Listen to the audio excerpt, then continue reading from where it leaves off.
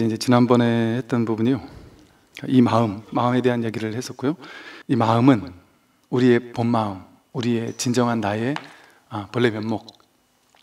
진짜 자기는 몸이 내가 아니고 몸이라는 이 작은 개체 속에 갇혀 있는 그게 내가 아니다.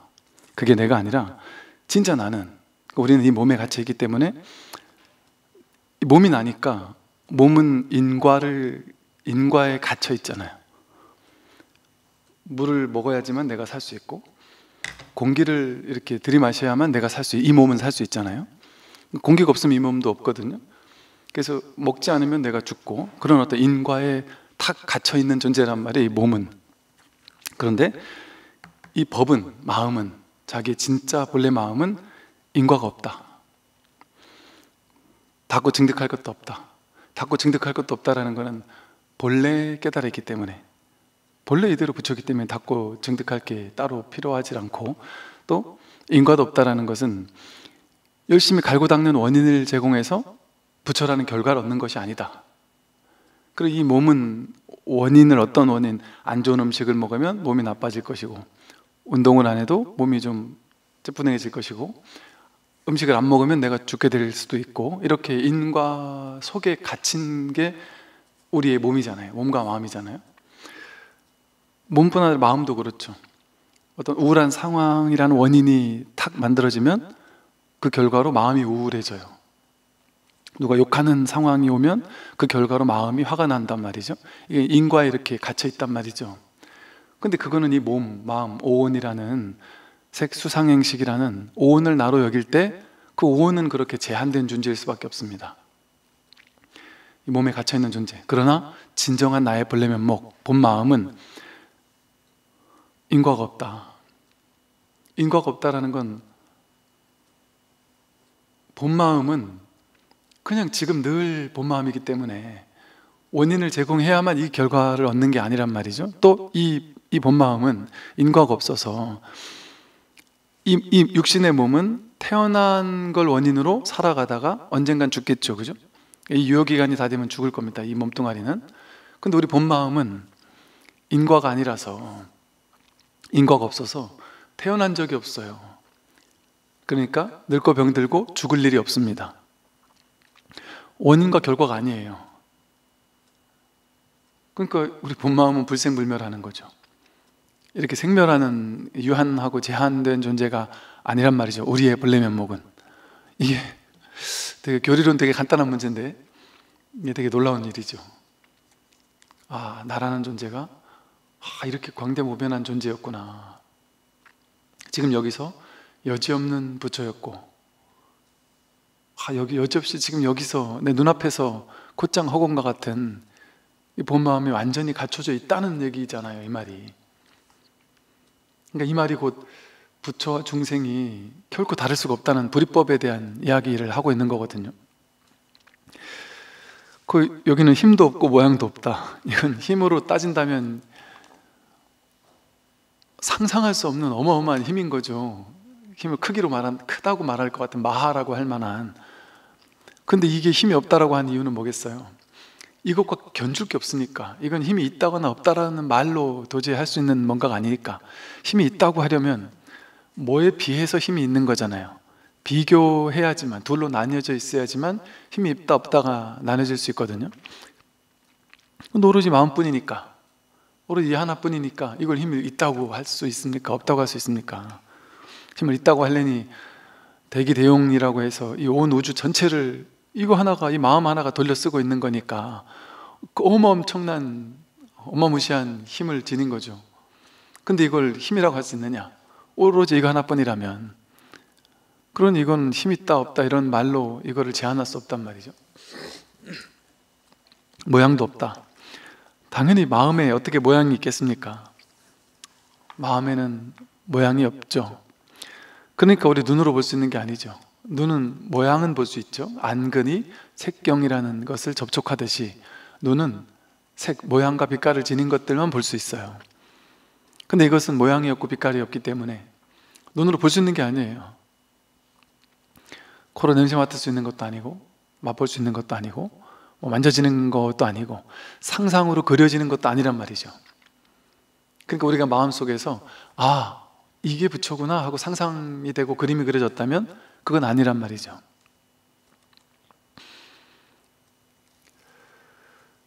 그렇게 모양도 없고 이런 어떤 특성이 있기 때문에 이게 전부란 말이에요. 전부. 그러니까 특정한 모양이 없기 때문에 모든 모양이 이거 아닌 게 없는 거예요. 모든 모양이 이거 아닌 것이 없다. 그러니 법이 뭐냐 이러면, 그러니까 마치 저것과 같아요. 물을 맨날 우리는 파도만 봤단 말이에요. 파도가 거센 파도가 치냐 잔잔한 파도가 치냐. 그러니까 파도가 치는 동안은 파도 밑에 바닥에 뭐가 있는지가 잘 안 보이잖아요. 파도 물결 때문에. 근데 파도가 잔잔해지면 밑에가 보이는데, 근데 우리는 이 파도만 맨날 봐왔단 말이죠. 그러다가 물이 뭐냐고 묻는단 말이에요. 파도의 본질이 뭐냐? 파도의 겉에 드러난 이 중생심이 아니라 파도라는, 바다라는 그 본마음이 뭐냐? 파도의 본질이 뭐냐? 그럼 바다잖아요. 물이잖아요. 물. 그럼 이 물은 모양이 없잖아요. 파도는 모양이 있지만. 그러니까 물이 뭡니까 하면 가리킨단 말이에요. 직진심에서 가리켜 보인단 말이에요. 근데 뭘 가르쳐야 되겠어요? 파도를 가르쳐야 된단 말이에요.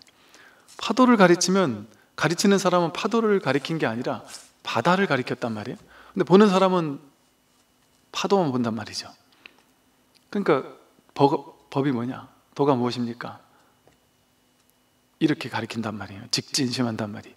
이게 곧바로 법을, 자기의 본래 면목을, 마음을 딱 가리켜 보인 거예요. 완벽하게 그냥 드러내 보였단 말이에요. 이렇게 해도 딱 가리켜 보인 거고, 이렇게 귀찮게 할 필요 없어요. 무엇이 법이냐? 무엇이 마음이냐? 이 질문에서 벌써 답이 드러났단 말이에요. 무엇이, 여기서 답이 드러났다. 무, 여기서 마음이 드러났다.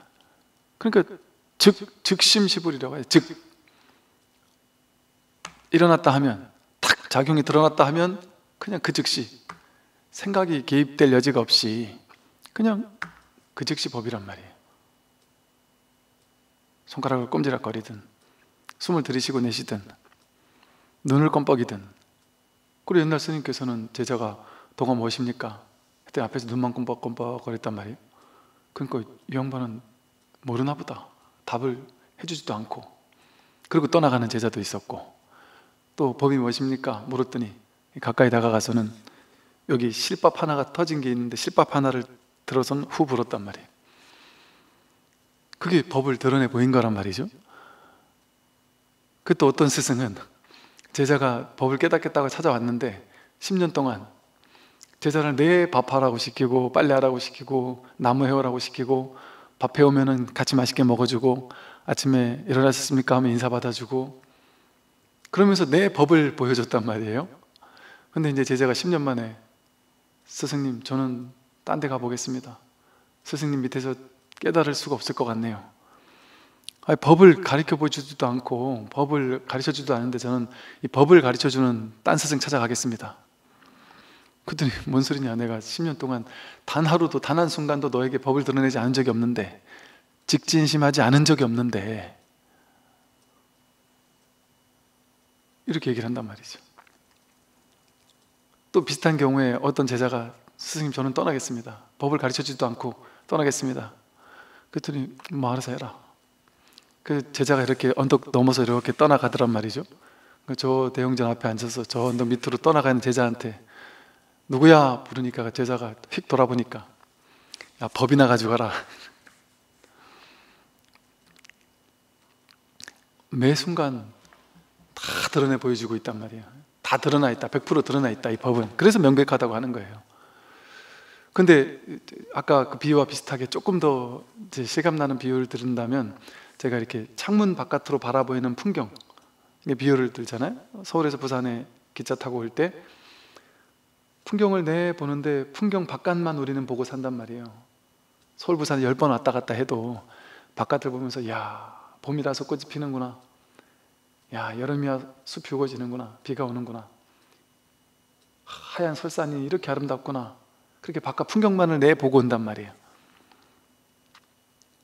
근데 이제 이 바깥 풍경이 아니라 이 앞에 있는 이 유리창을 가리켜 보인다 했을 때, 저걸 보기 전에 먼저 여기서 첫 번째 자리에서 먼저 유리창을 먼저 보고 그 다음에 바깥에 모양을 따라가면 그 모양에 떨어진단 말이에요.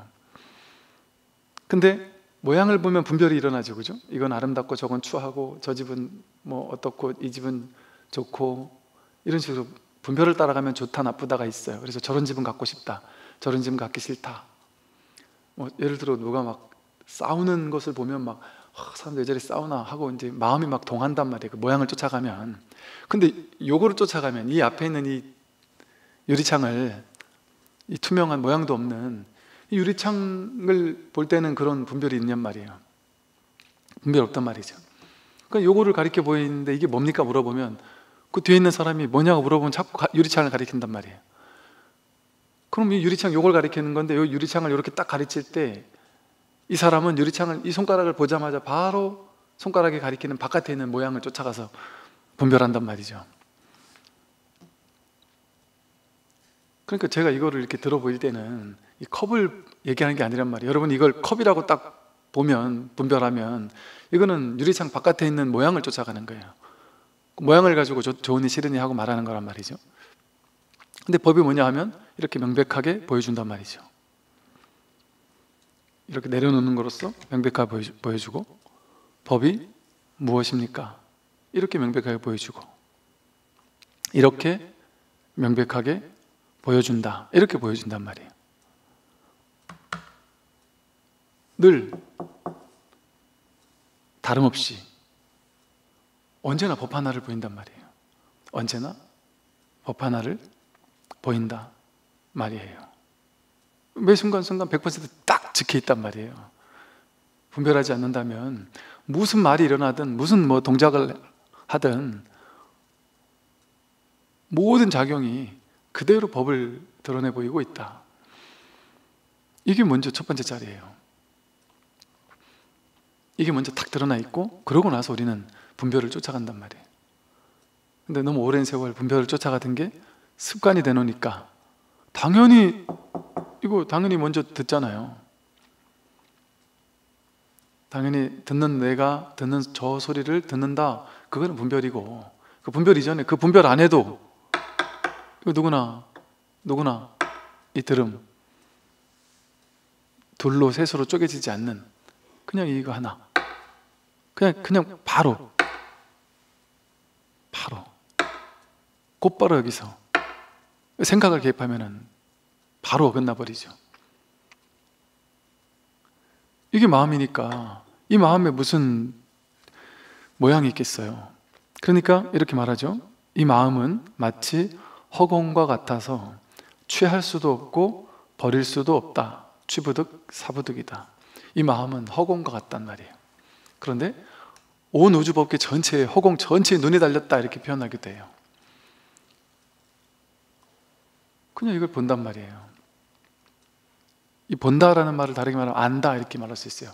여기서 안다라는 거는 헤아려서 아는 게 아니라 헤아리기 이전에 그냥 분별 이전에 먼저 아는 거. 이렇게 할 때 이게 무슨 소리지 하고 분별하려고 우리는 생각하지만, 분별하기 전에, 분별하지 않아도 먼저 이게 드러난단 말이에요. 갓난아기에게도 먼저 드러나는.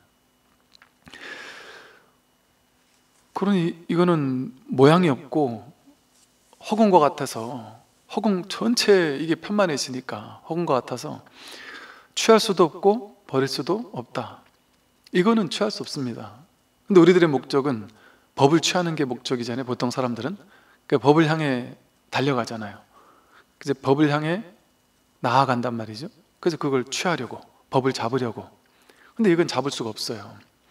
그래서 많은 경전이나 어록에서는 깨달을 수 없다, 깨달음이 있습니까? 깨달음은 없다. 안욕따라 삼맥삼보리는 이 최상의 깨달음이죠. 안욕따라 삼맥삼보리는 이름이 안욕따라 삼맥삼보리지 실제 안욕따라 삼맥삼보리가 따로 있지 않다. 본래 무일물, 육조스님은 본래 한 물건도 없다. 석가모니 부처님은 무아라고 했단 말이에요. 불성, 자성, 본래 면목, 주인공, 그건 그냥 이름을 붙인 거예요. 그렇게 임시로 붙인 이름이에요. 그런 어떤 대상이 없단 말이죠. 그걸 찾고자 할 때, 그래서 어떤 대상으로 추구하고자 하고 얻고자 하지만 이거는 얻을 수 있는 어떤 대상이나 모양이나 어떤 게 아니란 말이죠. 그러니까 취할 수가 없어요. 그런데 버릴 수도 없어요. 이건 내가 막 취하려고 하는 이 마음이기 때문에 취할 수가 없어요. 그런데 이거는 버릴 수도 없어요. 나의 본연의 상태이기 때문에 어떻게 취할 수가 있겠어요? 어떻게 여기서 벗어날 수가 있겠어요? 우리가 부처되기 어려운 게 아니라 중생되기 어려워요. 늘 부처니까. 그런데 그 어려운 걸 해내지. 우리는 분별하는 걸 통해서 계속해서 분별을 쓰고 있단 말이에요. 사실은 분별을 쓸 때 곧장 부처를 쓰고 있어요. 부처를 써서 분별을 쓰고 있단 말이에요. 생각할 때 나는 생각을 쫓아가니까 생각이 나를 지배해서 문제가 되지만, 생각을 쓸 때는 그 생각이 하나의 파도거든요. 모든 파도가 그대로 바다이듯이 생각을 일으킨다는 것은 곧 내가 부처를 활용하고 있다는 거예요. 100%. 내가 지금 부처라는 게 여지없이 증명되고 있는 거예요. 생각할 때, 분별할 때. 그러니까 분별을 버려라 그러지만, 분별을 버리라는 말, 무념, 생각하지 마라 할 때 그 무념이라는 말은 실제 생각을 버리라는 얘기가 아니고 생각하지 말란 말이 아닙니다. 생각의 당처를 깨달으라는 거지. 도대체 생각이 뭐냐? 그 생각이 바로 법 아니냐? 번뇌 즉 보리 아니냐? 번뇌가 그 깨달음 아니냐? 그거를 확인하라는 것이지, 생각을 진짜 하지 말라는 얘기가 아니에요. 그걸 확인하고 나면 야, 이게 뿌리가 없는 거구나. 어떤 생각도 뿌리가 없구나. 내가 막 심각해질 이유가 하나도 없구나. 우리 인생의 모든 문제는 전부 다 자기 생각에서 나오잖아요. 자기 생각에서 괴로움이 스스로 만들어내는 거죠. 그래서 이 마음은 참 취할 수가 없고요. 우리는 취하고 싶지만 취할 수가 없고요. 그런데 또 버릴래야 버릴 수도 없단 말이죠. 이 말이 뭐예요? 그냥 나라는 거예요. 내가 바로 부처라는 거예요. 나라는 존재가, 나는 뭐 나이가 많다 적다, 나는 잘났다 못났다, 나는 키가 크다 작다, 뭐 인물이 좋다 나쁘다, 나는 뭐 부자다 가난하다, 잘났다 못났다, 남자다 여자다, 온갖 나에 대해서 분별을 하잖아요. 그래가지고 분별한 걸 나라고 여기잖아요. 전부 다. 그래서 나를 더 좋게 만들기 위해서, 더 좋게 분별하기 위해서, 더 좋게 인식하기 위해서 나를 끊임없이 치장하잖아요. 나를 끊임없이 젊어 보이게 하고, 내가 더 정의로워 보이게 남들에게, 더 잘나 보이게 애쓰고, 더 부자가 되기 위해 쓰고, 또 내가 잘나 보이려면, 나라는 정체성을 강화시키려면 내 것이 많아져야 된다고 느낀단 말이에요. 그러니까 내 거를 자꾸 주워 담는단 말이에요. 취하고 살면서 평생을 내 거를 막 쥔단 말이죠. 나와 내 것. 그런데 나나 내 거는 변하죠. 왔다 가죠. 나는 능력 있어, 나는 돈이 많아, 이거 왔다 가잖아요. 능력 있는 게 왔다 가잖아요. 젊을 땐 능력 있지만 나이가 어느 정도 들고 나면 이제 돌아가실 때가 될 쯤 되면 능력이 있겠어요. 그때도 있을 수도 있겠지만, 젊었을 때 그 능력, 뭐 신체적 능력 이런 거 떨어진단 말이에요. 그러니까 능력이 왔다가 간 거예요. 젊음 왔다가 가잖아요. 근데 중요한 사실은 왔다가 가는 건 내가 아니죠. 진짜 내가 아니죠. 우리가 원하는 게 왔다 가는 임시로 잠깐 그렇게 모습을 드러낸 그 나를 원하는 게 아니잖아요. 그 나를 찾고자 하는 게 아니잖아요. 오지도 않고 가지도 않는, 늘 여여한, 늘 있는 진짜 자기를 알고 싶은 거잖아요. 근데 내가 아는 거는 가짜 자기밖에 없어요. 어떤 거? 이 몸 같은 거. 몸은 왔다 가잖아요. 그러니까 지금은 젊었는데 한 30년 후에는 늙었을 거 아니에요. 그러면 젊음은 왔다 갔잖아요. 그리고 늙음이 다시 왔잖아요. 그러니까 이 몸은 내가 아니죠. 왔다 가니까. 건강 왔다 가잖아요. 내가 아니잖아요. 명예, 권력, 지위 다 왔다가 가잖아요. 돈도 왔다가 가잖아요. 느낌 왔다 가죠. 우울한 느낌 왔다 가요. 행복한 느낌도 왔다가 가요.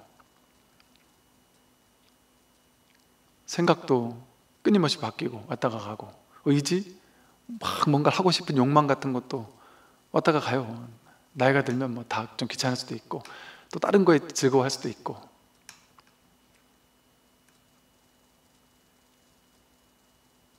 옛날에 막 성공하고 자식 키우고 애들 공부를 잘하는지 못하는지, 취직을 잘했는지 못했는지, 남편이 진급을 할지 안 할지, 회사에서 돈을 잘 버는지, 뭐 이런 것들에 관심 갖던 많은 분들이 한 20년 지나가지고 그분들을 다시 만나서 대화를 나눠보니까 이 보살님들이 이렇게 대화를 나누는 내용이 완전 내용이 다르더만요.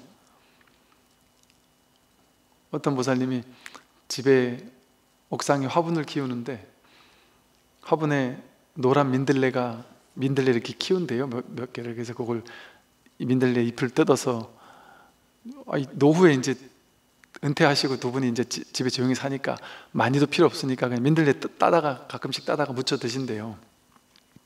근데 어느 날 그 노란 민들레 옆에 조금 다르게 생긴 민들레인데 조금 다른 것 같은 민들레가 있길래 이건 뭐지 했는데, 나중에 자세히 관찰해 보니까 하얀 민들레가 올라오더래요.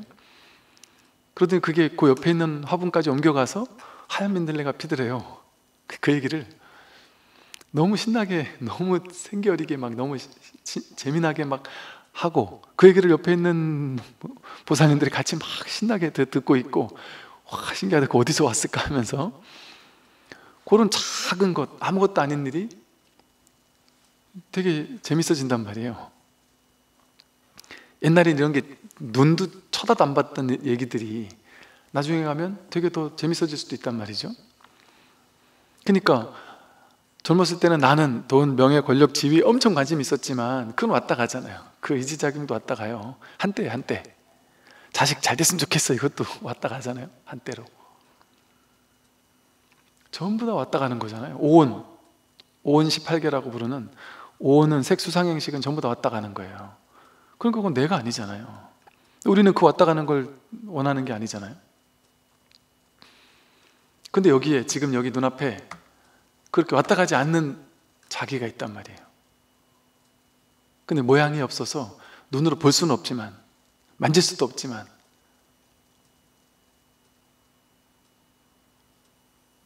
내가 본다는 이 봄, 여기서 보고 있다, 보자마자 해석하는 걸 우리는 본다고 알거든요.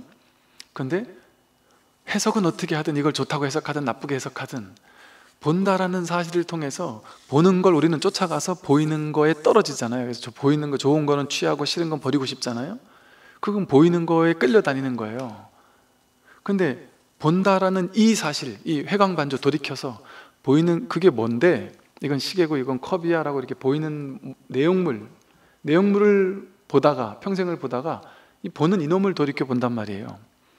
그럼 여기에 이 내용물을 무엇을 보든, 뜰 앞에 잣나무를 보든 마삼근을 보든 컵을 보든 무엇을 보든, 보는 걸 통해서 지금까지는 내가 보고 있는 게 뭐야 하는 이 내용물이 중요했는데, 이제 문득 돌이켜서 보고 있다라는 이 사실, 있음, 보는 걸 통해 여기 뭔가가 있네, 이게 확인된단 말이에요. 보고 있음이 확인된단 말이 있음. 그러니까 뭐 이걸 요즘 말로 하면 뭐 소유냐 존재냐 이런 말 하잖아요. 옛날에는 막 소유적 사고방식 어떻게든 끌어모으려고 소유하고 사는데, 소유보다 그냥 살아있음을 경험하는 거, 존재하는 거, 그냥 이렇게 있는 거, 존재하는 거, 이런 거에 대한, 이게 진짜 인생 아니냐, 이런 얘기들이 담론이 많잖아요. 그러니까 요즘 사람들이 그렇대잖아요. 이렇게 소유하는 게 아니라 요즘엔 경험을 중요시한다. 그래서 뭐 렌탈하고 이러는 것도 굳이 내가 사야 되냐? 어차피 내 것도 아닌데 왔다 가는 건데, 그걸 누리는 걸로 만족한다, 이렇게 한다는 거죠. 그것과 비슷한 거예요. 보는 걸 통해 보이는 내용을 쫓아가면 이거는 분별하는 건데, 본다는 이 사실을 통해 보고 있구나, 보고 있는 내가 이렇게 살아있구나, 보는 걸 통해 내가 이렇게 여기 살아있는 게 확인된단 말이죠. 듣는 걸 통해서 어떤 소리가 들리더라도 이 소리는 듣고 싶고 저 소리는 듣기 싫어, 이러면 소리의 내용물을 쫓아가는 거잖아요. 뭐 층간소음은 듣기 싫고 아름다운 음악은 듣기 좋고, 이런 것들은 다 내용을 쫓아가는 거란 말이에요. 근데 여여하다는 게 뭐겠어요? 여여하다, 한결같다, 여여부동하다, 움직이지 않는다. 어떤 소리가 들려도 우리는 분별하니까 층간소음은 화를 내서 버리고 싶고, 좋은 음악은 듣고 싶고, 취사하잖아요. 어떤 소리든지 보이는 걸 취사하듯이 들리는 소리를 취사하면서 살았단 말이에요. 근데 듣고 있는 이 있음, 듣는 걸 통해 이렇게 살아있는 이게 확인된다, 자기가 확인된단 말이에요. 듣고 있는 이놈이 확인된단 말이에요. 이걸 굳이 뭐 보는 놈, 듣는 놈 이렇게 말하면 이게 좀 지저분하게 느껴져요. 그런 말을 빼고 그냥 볼 때, 들을 때 이 있음이, 보고 있음, 듣고 있음, 이 있음이 확인된단 말이에요. 근데 이 있음엔 관심이 없단 말이에요. 보는 내용물, 들리는 소리의 내용, 그 대상에 우리는 가서 꽂힌단 말이에요. 냄새 맡고 있어요. 냄새 맡을 때 이 있음이 확인돼요. 그러니까 송나라의 어떤 거사는 늘 이게 뭐지, 이게 뭐지, 내가 누구지, 이게 도대체 뭘까 하고 궁금해 하다가 어느 날 화장실 가서 화장실에 앉았는데 똥냄새가 이렇게 올라오는 걸, 그 냄새를 탁 맡자마자 깨달았어요. 냄새 맡고 있음, 이 있음이 드러났단 말이에요. 맛보고 있음, 맛보는 걸 통해 자기가 확인된다니까요. 감촉 느끼는 걸 통해서, 생각하는 걸 통해서, 생각하고 있음, 감촉 느끼고 있음 하는 이 있음은 똑같잖아요. 보고 있음, 듣고 있음, 맛보고 있음, 감각 느끼고 있음, 생각하고 있음. 이 있음은 같은 거 아니에요? 보나 들으나 맛보나 느끼나 감촉 느끼나 생각하나 똑같은 거잖아요. 있음은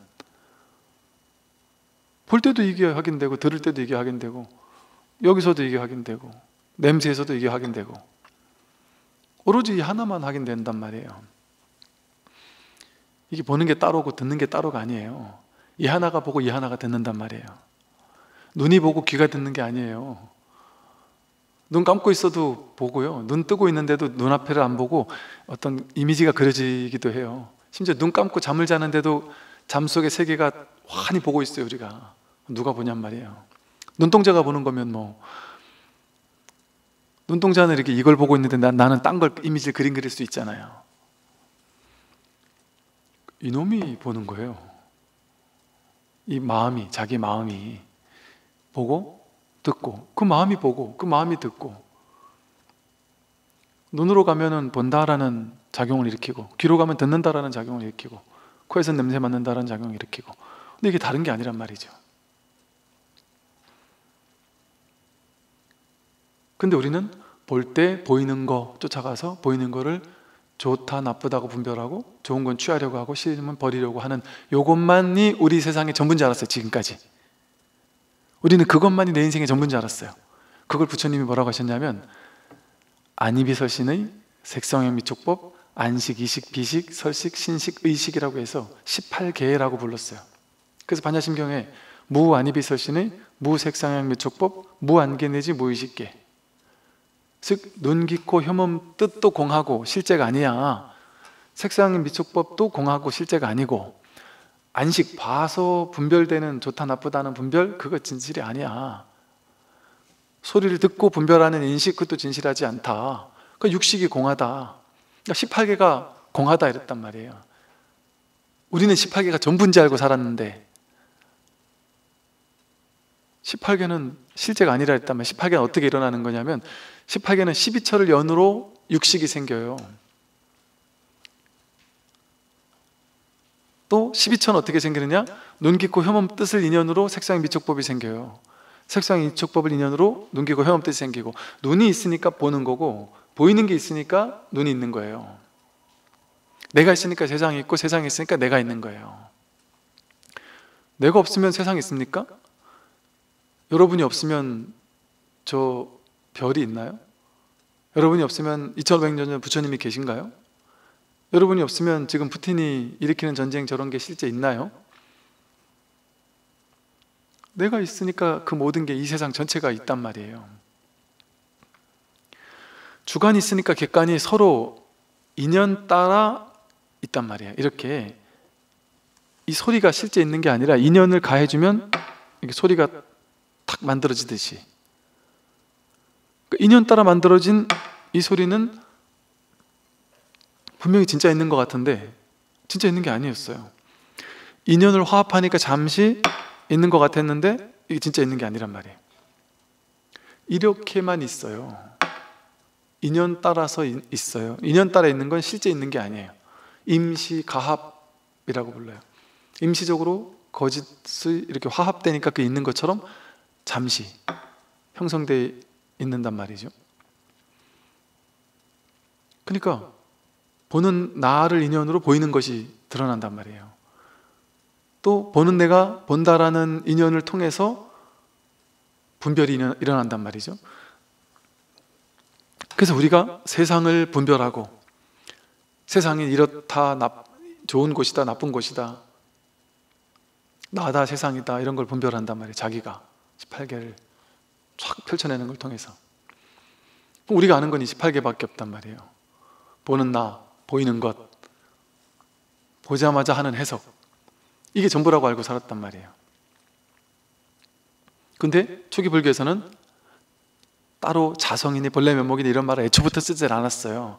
이 서은불교에서 자성, 본래 면목, 주인공, 불성 이런 것은 실제 불성, 자성, 본래 면목이 있어서 그걸 설명하는 게 아니라 쉽게 말해서 우리가 화성의 비유라 그랬잖아요. 법화경 화성의 비유라고 해서 가짜 성, 제가 인도자가 여러분들을 끌고 저 부처 방편으로 이렇게 표현을 하는 거예요. 우리는 건너간다는 표현을 대승불교에서는 방편으로 썼으니까 파라미타라고 해서 우리 중생들을 이끌고 어떤 인도자가 일로왕보살이 저 부처님 세계로 이 중생들을 데리고 가고 있단 말이에요. 데려가고 있는데 중생들의 분별이 너무 치성하고 평생 몇십 살 사는 동안 계속 분별만 보고 살았다 보니까 아니 분별 말고 분별하기 전에 먼저 있는 거 그거 아무리 그래줘도 이게 이 습관이 너무 굳어지다 보니까 도대체 이해를 못하는 거예요. 너무 어려워하는 거죠. 그러니까 나 안 해. 불교고 뭐고 난 깨달음이고 뭐 다 안 해. 포기한단 말이에요. 그러니까 이게 단박에 부처가 되도록 이게 몰록 도노라 그랬나, 도노 몰록 깨닫도록 해줘야 되는데 분별이 너무 치성했다 보니까 이 중생들은 잘 쫓아오지 못하더란 말이에요. 근데 이제 부처님 같은 위대한 성자가 탁 계시면서 직접 법을 설해 주실 때는 그냥 부처님이 아주 변제가 좋으셨겠죠. 부처님의 법문을 탁 듣고는 일주일 만에 다들 깨어나고 그랬단 말이에요. 일주일이 뭐예요? 심지어는 오히려 스님들은 일주일 만에 깨어나고 2주일 만에 깨어나고 그랬는데 제가 신도님들은 법문 한 번 듣고 바로 깨어나는 사람도 있다니까요. 부처님 당시엔 그랬단 말이죠. 근데 부처님은 중간 화성, 그러니까 이 사람들이 너무 힘들어하는 걸 보니까 한 중간쯤 왔는데 이제 좀만 더 가면 될 것 같은데 이 사람들이 너무 힘들어하는 거예요. 그러니까 중간에 화성을 만들어서, 즉 임시로 만든 가짜 성을 만들었어요. 가짜 성을 만들어서 이 사람한테 야, 저 성 보이지? 저까지만 가면 돼. 저기가 극락세계야. 저기가 저 피한 열반의 세계야. 이렇게 꼬시는 거예요. 야, 조금만 힘내자. 여기 여태까지 왔는데 요까진 갈 수 있잖아. 우리가 저 부처는 모르겠지만 요까지는 일단 갈 수 있잖아 하고, 야, 여기 다 왔네 하고 꼬신단 말이에요. 그러니까 사람들이 좀 더 힘내서 간단 말이죠. 요거는 요까지는 내가 갈 수 있겠다 하고 요까지 탁 간단 말이에요. 그럼 거기서 화성에서 사람들이 맛있게 먹을 수 있는 것, 아름다운 성, 잠자리 막 좋은 것들을 막 임시로 만들었어요. 이끄는 사람이 임시로 만들어서 그 사람들이 배불리 먹고 행복하고 이제 편안하게 쉬게 해줬어요. 그러니까 이제 지금까지는 오느라고 힘들었는데 거기서 너무 편한 거예요. 그러니까 이제 거기서 충전을 하고 충족이 되면서 이제 힘이 넘쳐나고 이제 신이 난단 말이에요. 그때 이제 화성을 싹 없애놓고서 다시 얘기하는 거예요. 야, 이제 힘 좀 났습니까? 이거 내가 임시로 만든 성입니다. 그런데 이제 거의 다 온 거예요. 임시로 만든 이 화성까지만 왔으면 이제 거의 다 온 거니까 이제부터는 수행이 힘들지 않다. 이거 뭐 반 이상 넘어온 거다. 이제 나머지는 저절로 그냥 가진다. 여기까지 오느라고도 정말 고생했는데 이게 공부 거의 다 된 거나 다름없다. 앞으로 이제 좀만 더 가면 된다. 그런데 이게 끝은 아니다. 좀 더 힘내서 가십시오 하고 이 화성까지 뺏어버린단 말이에요. 그게 불성이라고 준단 말이에요. 시부도로 얘기하면 소의 비유, 소의 발자국을 보고 소의 공둥이를 봐서 소를 보고서는 소를 탁 잡아서 소를 키우게 하다가 이 누런 소가 하얀 소로 바뀌게 만들고, 그러다가 결국에는 인우구망이라고 해서 나도 사라지고 소도 사라지고 깨달음도 사라진단 말이에요. 그게 왜 사라지겠어요? 임시로 만든 방편이었으니까, 화성이었으니까.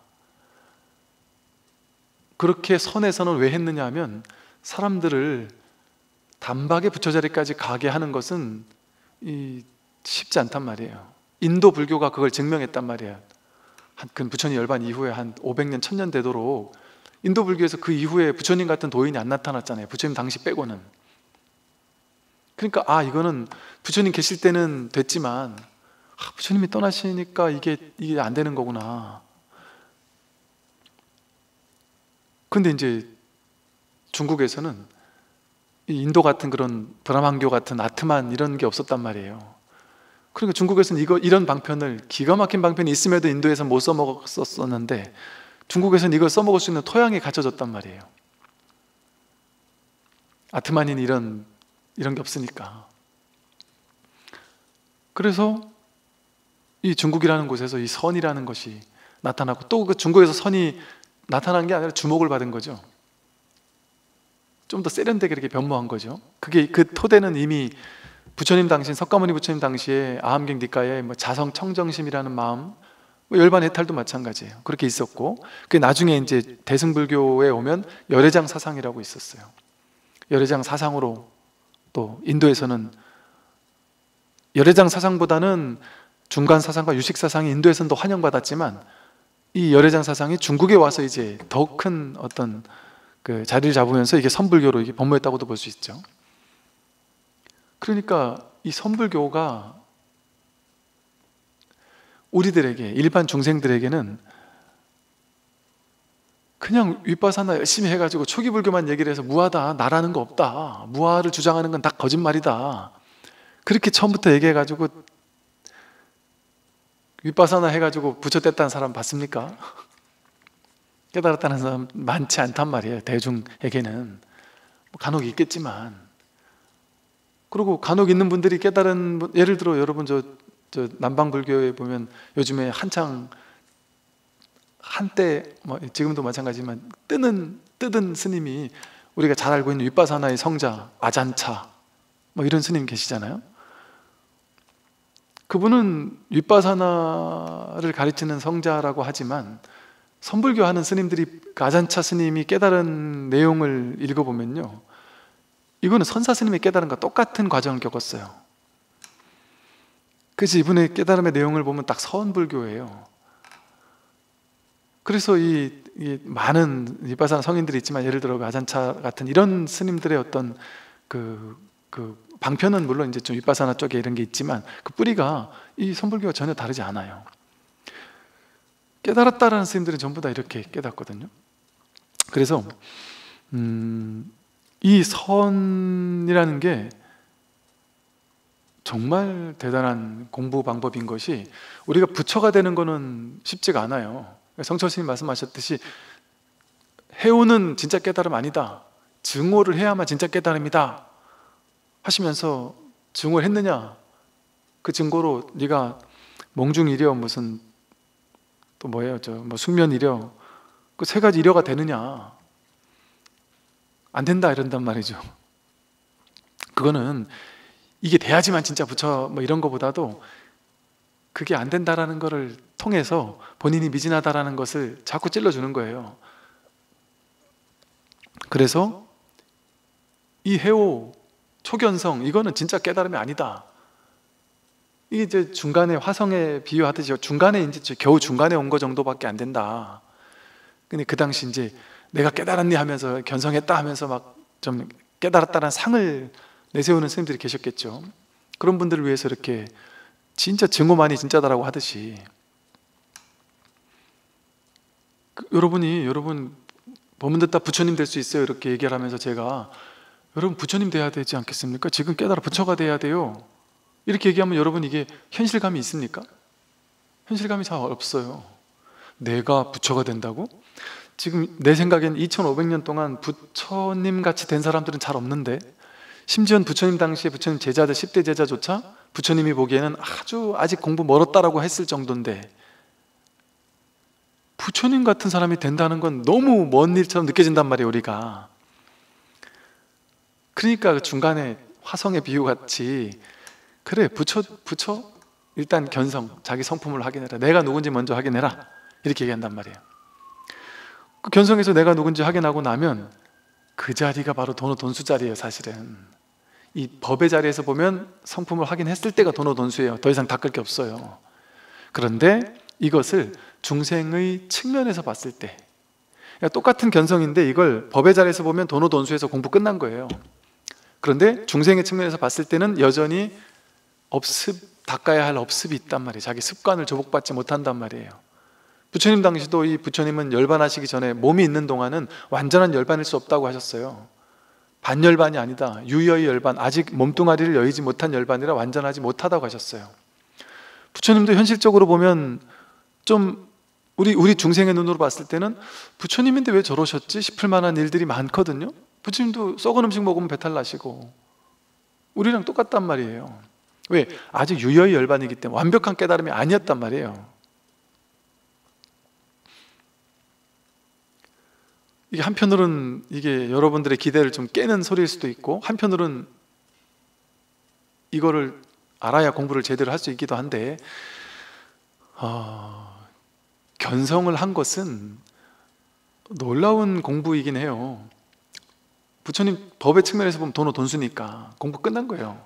그 다음부터는 이제 이걸 차차 익숙하게 하는 것만 남았으니까 그 다음부터는 힘들지가 않아요. 그냥 편안하게 공부해도 돼요, 현실을 살면서.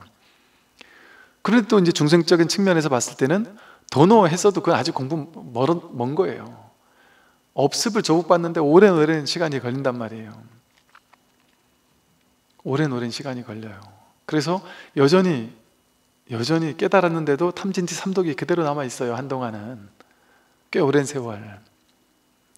이런 얘기 들으면 좀 듣기 싫을 수도 있고, 저게 맞나 싶고, 저 스님이 진짜 맞는 얘기를 하나, 좀 혼란스러울 수도 있을 텐데, 견성하고 나서 어지간히 공부를 한 사람조차 탐진치 삼독이 말끔히 떨어졌다 이런 사람 본 적 있습니까, 여러분? 그렇게 얘기하는 사람이 있다면 그런 측면을 얘기하는 거예요. 이 공부를 하면 분명히 그런 측면이 있다는 게 정말 그렇구나 싶단 말이에요. 그런데 또 막상 현실에서는 이거 확 100% 떨어뜨리지 못해요.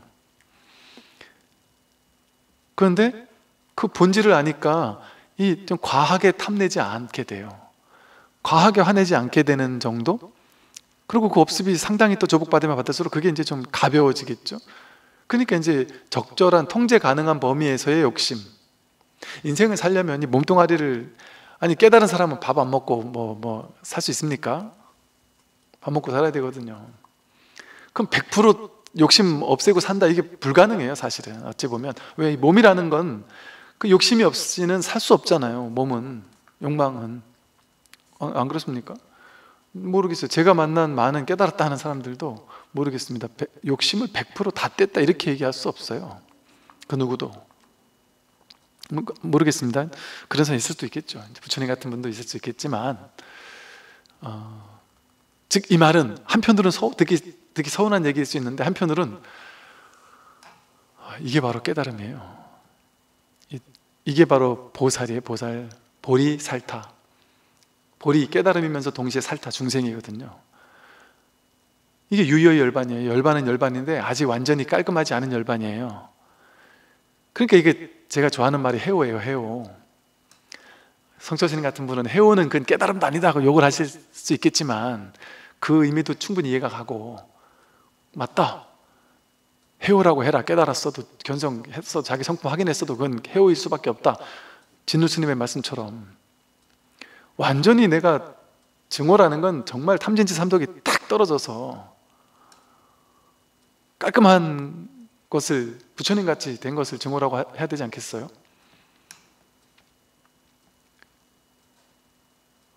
이게 너무 다행스러운 일이에요. 완벽해지는 거라고 여긴다면 우리가 당장 부처님 생애를 보면 혼란스러워지거든요. 부처님 생애가 내가 생각했던 것처럼 부처님이 그렇게 완전하지 않았네. 아니 부처님쯤 되면 목마르면 물쯤은 그냥 자체 조달해야 되지 않겠어요? 신통력으로. 근데 부처님이 목말라 죽겠는데 몸은 아프고 목은 너무 마른데 물이 없는 거예요. 아난에게 물 떠와라, 물 떠와라, 저기 강물이 있으니까 물 떠와라 했는데 아난이 물을 자꾸 안 떠다 주는 거예요. 그거 왜 안 떠오냐 했더니 부처님 그게 아니라 조금 전에 사람들 뭐 마을 같은 게 뭐 우르르 지나가가지고 완전 흙탕물밖에 없습니다. 그거 계속 못 떠다 주는 거예요. 그러니까 부처님은 목이 타가지고 물물 했단 말이에요. 부처님도 잠깐만 기다리거라, 내가 목이 마르니 자체 조달하겠다 하면서 탁 좌선하고 일어났더니 아이고 가셔졌다 이러고 길을 떠나지 않으셨단 말이에요.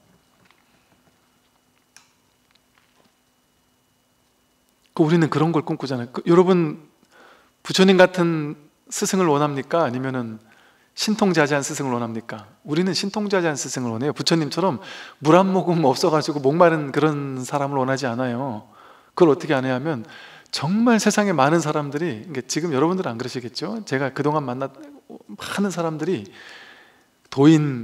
도인이라는 상에 갇혀가지고 도인을 찾아 나서요.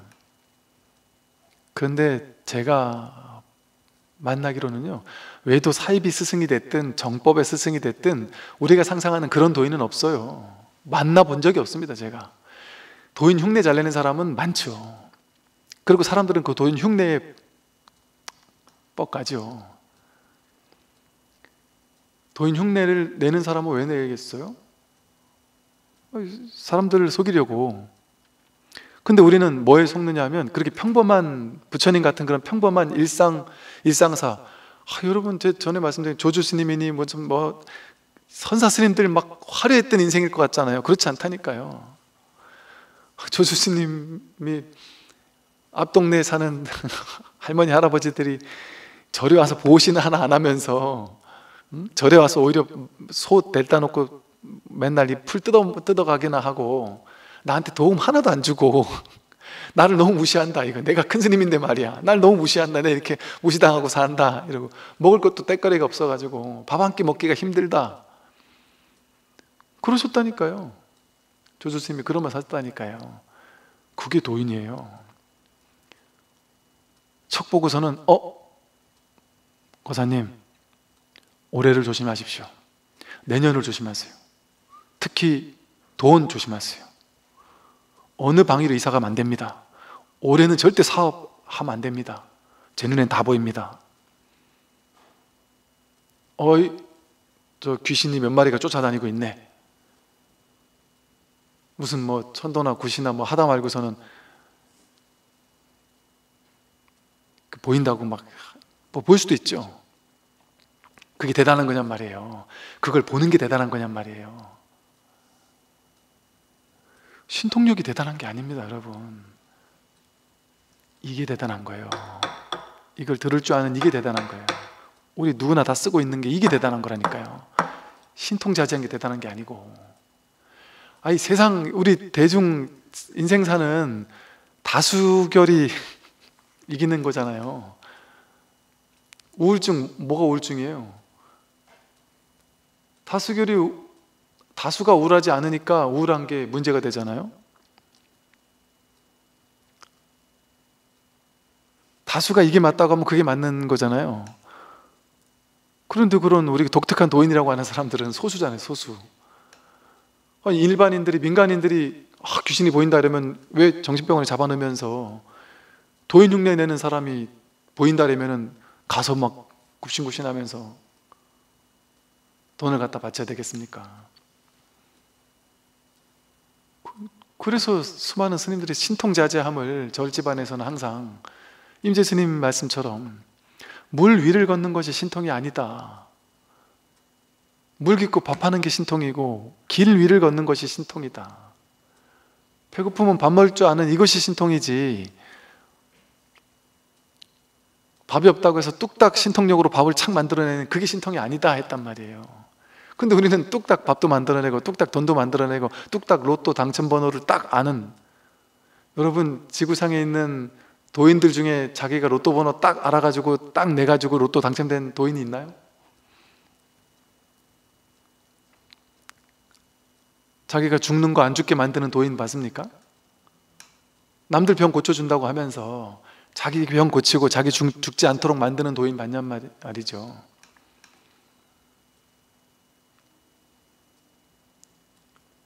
이게 이제 삿된 가르침이거든요.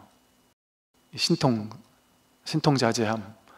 평상심이 도라는 말이 정말 위대한 말이에요. 아무나 쓸 수 없는 말이에요. 우리가 쓰고 있는 이 평범한 이 마음, 보고 듣고 느끼고 알고 견문각제하는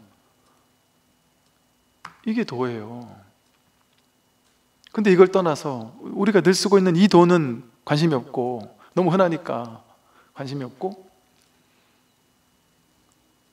막 신통자제한 이런 것들만 관심 있단 말이죠. 그러니까 거기서부터 벌써 바른 안목이 없으니까, 그런 바른 안목이 없으면 어때요? 그런 사람을 찾아 나서는 거예요.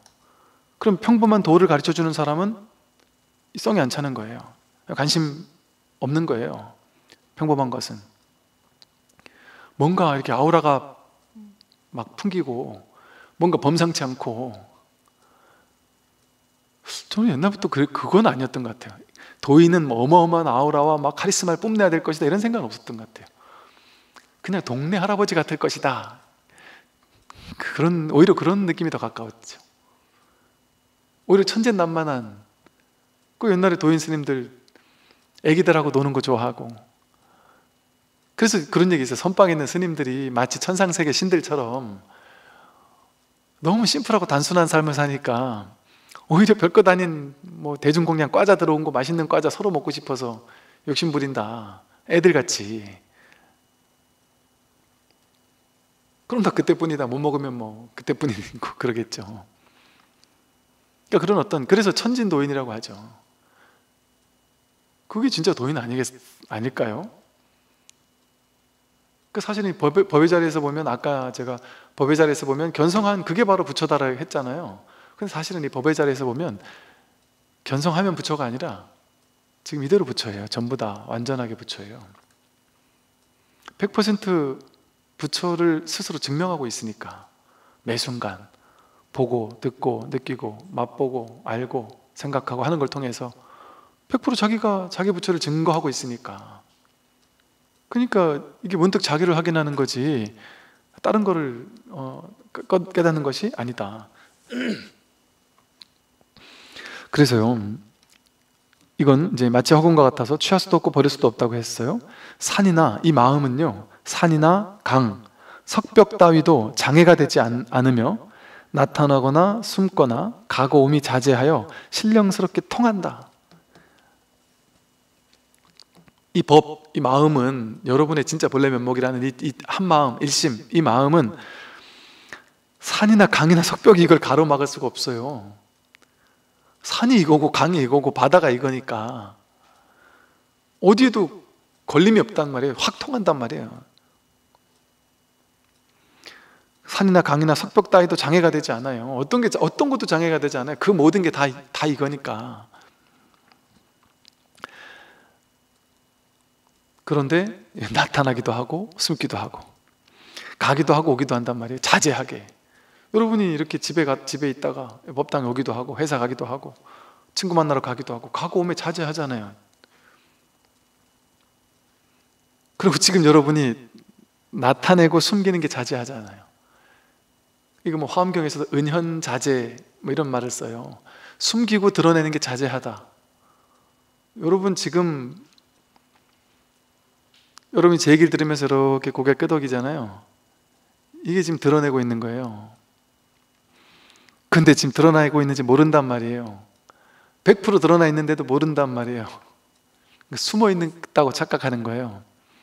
그러니까 우리가 봤을 땐 숨어 있는 거예요. 중생이 봤을 때는.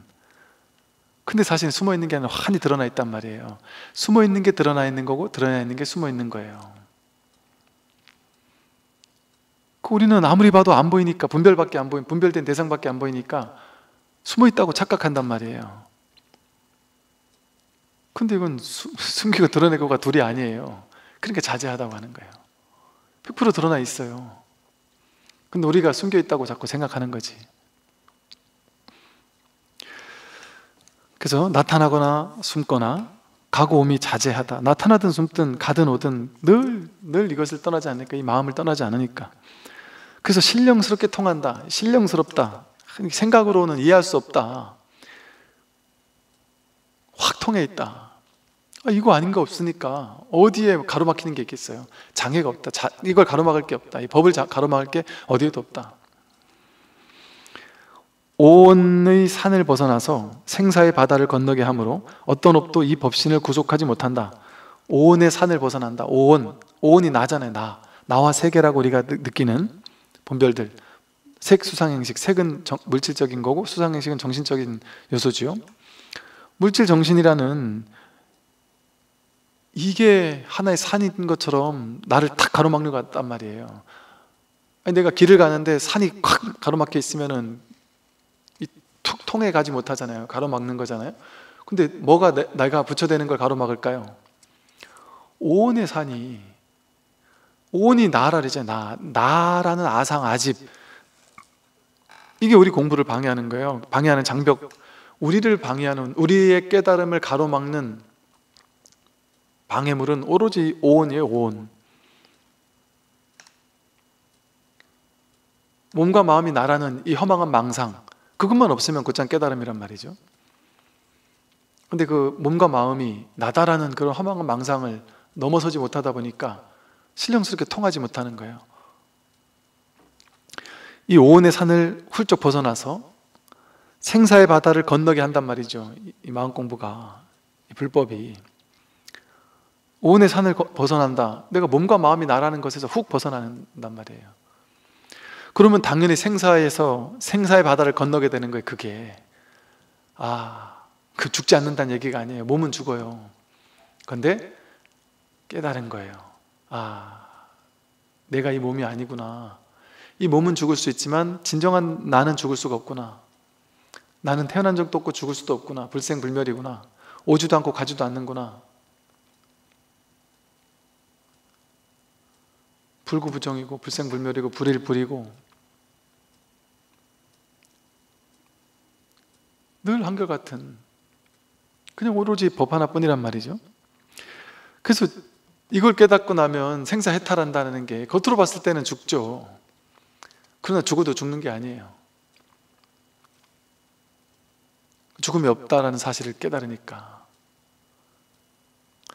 그래서 이 오온의 산을 벗어나서 생사의 바다를 건너게 하므로 어떤 업도 이 법신을 구속하지 못한다. 어떤 업이 있어도, 수미산을 넘는 업이 있어도 그 업이 실제하는 게 아니에요. 여러분이 막 수미산을 넘는 엄청난 악업을 지었다 할지라도 깨닫고 나면 업에 장애는 있겠죠. 이 몸뚱아리는 앙굴리마라처럼, 앙굴리마라 같이 사람을 많이 죽인 살인마가 깨달았어요? 그럼 앙굴리마라처럼 깨달았지만 여전히 탁발하러 나가면 사람들이 살인마 하면서 돌을 던지고 피를 토하게 만들고 밥을 안 줬단 말이에요. 인간부는 바다의 몸뚱아리는. 그러나 앙굴리마라의 내면은 자유로울 수 있단 말이죠. 생사가 없어요. 생사를 해탈한 거란 말이에요. 그래서 아무리 큰 업이 있어도 그 업을, 수미산을 넘는 업을 언제 다 업장 소멸할 겁니까? 그러니까 요즘에 이 업이 문제다 보니까 업장 소멸해야 된다고 하는데 다 틀린 말은 아니에요. 업장 소멸을 해야죠. 그러니까 업장 소멸을 하기 위해서 연불도 하고 기도도 하고 독경도 하고 뭐 절도 하고 뭐 보시도 하고 막 많은 걸 한단 말이에요. 좋은 일이에요. 그러니까 불교에 있는 다양한 방편들이 다 업장 소멸하는데 큰 도움이 되는 좋은 공부예요. 적극 권장하는 거예요. 그래서 근데 이제 제가 선에서 선 공부할 때는 굳이 그거 일단 잠시 내려놔라 하는 이유가, 그거는 업장을 소멸하는 공부잖아요. 그런데 이 깨달은 공부는 깨닫고 나면 업이 따로 없어요. 어떤 업도 이 법신을 구속하지 못하게 하는 공부란 말이에요. 요즘 말로 하면은, 요즘에 다양한 명상단체나 이런 데서 보면 저런 거 많이 하더라고요. 그 용어가 있던데, 그 정화? 뭐 내면을 정화해야 된다. 또 이게 불교적으로 말하면 업장 소멸인데, 뭐 내면에 뭐를 정화해야 된대요. 그래서 정화가 맞나? 하여간 뭔 용어가 있어요. 그래서 이거를 정화시키는 거를 엄청나게 온갖 이걸 정화하는 엄청난 다양한 수행법, 명상법, 방법들을 막 동원해서 이거를 정화해야 된다 그래요. 근데 그거를 한 10년 하던 사람이 저한테 이제 질문을 하는 분들이 그래요. 내가 10년을 정화를 했는데 이걸 다 갈고 닦고 이걸 닦고 했는데도 여전히 다 안 닦인 것 같다. 다 안 닦였죠. 아니, 부처님도 그걸로 따지면 다 안 닦인 거죠. 부처님에게도 괴로운 일이 있었으니까. 괴로운 일이 일어난다는 건 업이 동한 거 아니겠어요? 이거 죽을 때까지 다 닦을 수 있겠습니까? 우리가 이거 수미산을 넘는 업을 다 없애려면 수억 겁을 윤회해야지만 그게 없어질 건데, 수억 겁 동안 윤회하면서 그걸 받아야지 없어질 만큼의 큰 업인데 어떻게 닦을 거예요 도대체? 당장의 업을 조금은 닦아서 도우면 되겠죠. 그러니까 그것도 도움 된다고 얘기하지만 본질적인 답은 안 된단 말이에요. 근데 이 선이라는 것은, 자기 본성을 깨닫는다는 것은 딱 이 말이에요. 생사의 바다를 건너게 하기 때문에 어떤 업도 이 법신을 구속하지 못하게 만들어 버린단 말이에요.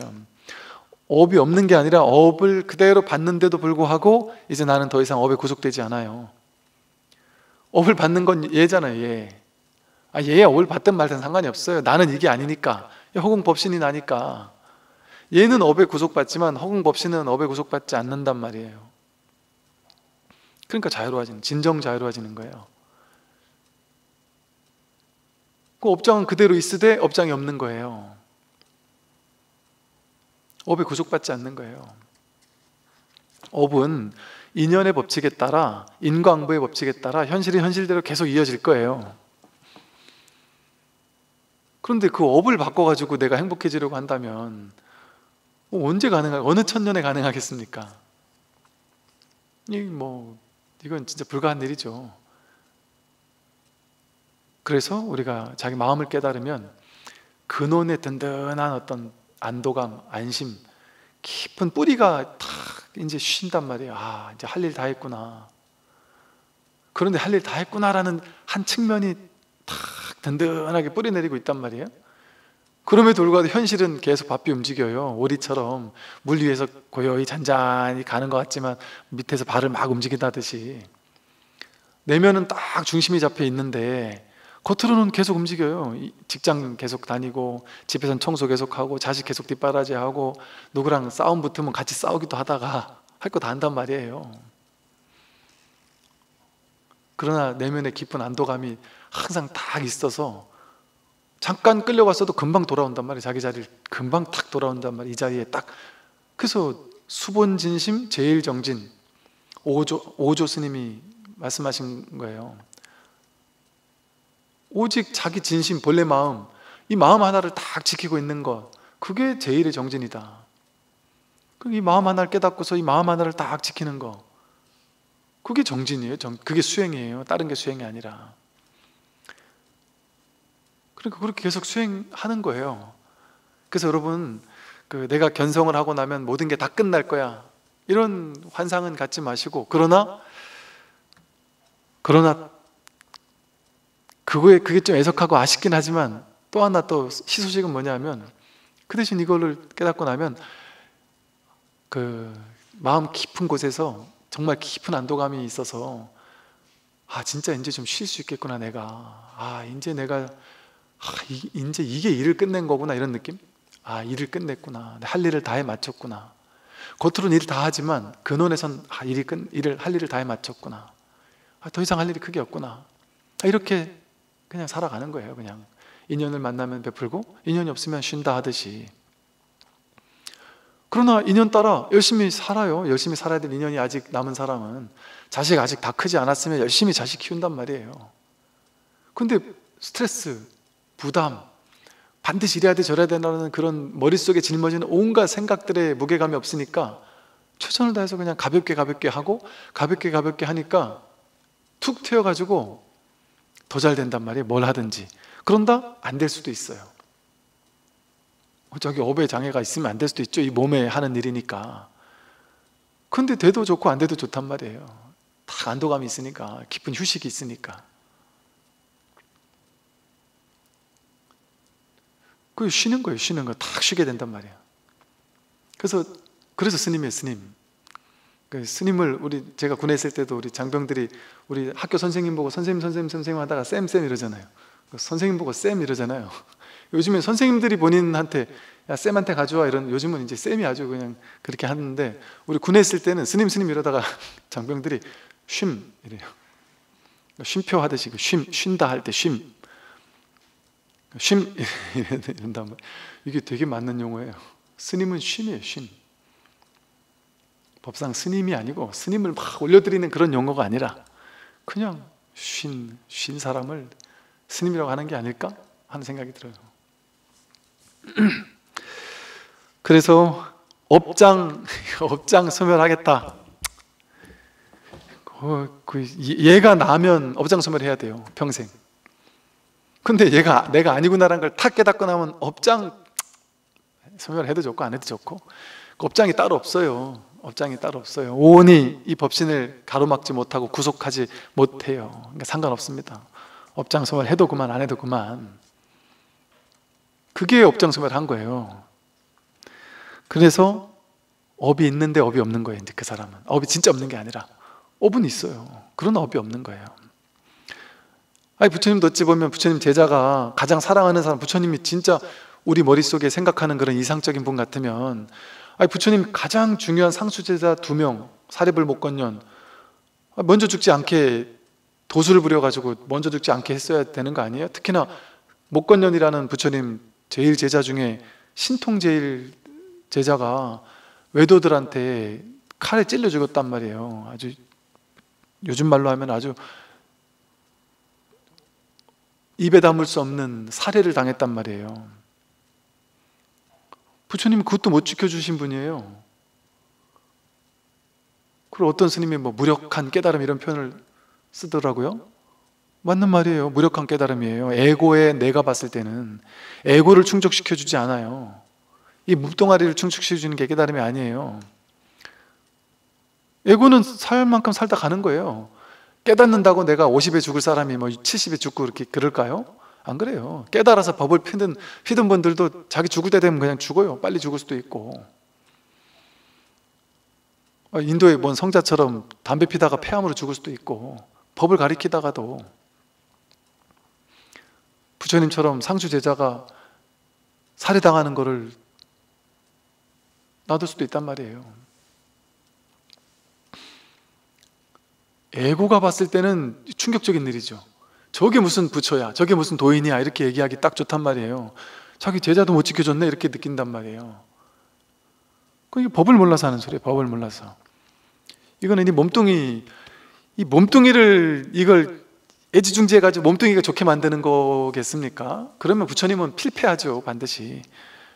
다 죽을 수밖에 없는데. 근데 그게 아니라는 걸 부처님이 아셨기 때문에 부처님은 그 엄청난 출가를 단행한 거예요. 부처님의 그 출가는 우리들의 출가와는 달라요. 우리는 기껏 여러분 출가해봐야 뭐만 포기하면 돼요. 내 재산 포기하고 내 자식 포기하고 내 아내만 포기하면 끝나잖아요. 부처님은 왕국 전체가 내 손에 달린 거예요. 내가 떠나가면 왕국 전체가 무너질 위기에 처했단 말이에요. 가족들뿐만이 아니라. 실제 부처님이 살아계실 때 석가족이 멸망했잖아요. 피바다가 됐어요. 다 죽었어요. 코살라국에서 가가지고 다 죽이고 막 피바다가 됐어요. 사람들이 다 죽였단 말이에요. 그러니까 오죽했으면 그때 왕이 내가 잠깐 호수에 들어가 있을 테니까 내가 호수에 들어가 있는 동안만이라도 사륙을 멈춰달라 했단 말이에요. 들어가서 자기 머리를 풀어서 큰 바위 덩어리에다가 묶어가지고 안 올라왔다 이런 얘기도 있잖아요. 그렇게 사륙이 있었단 말이에요.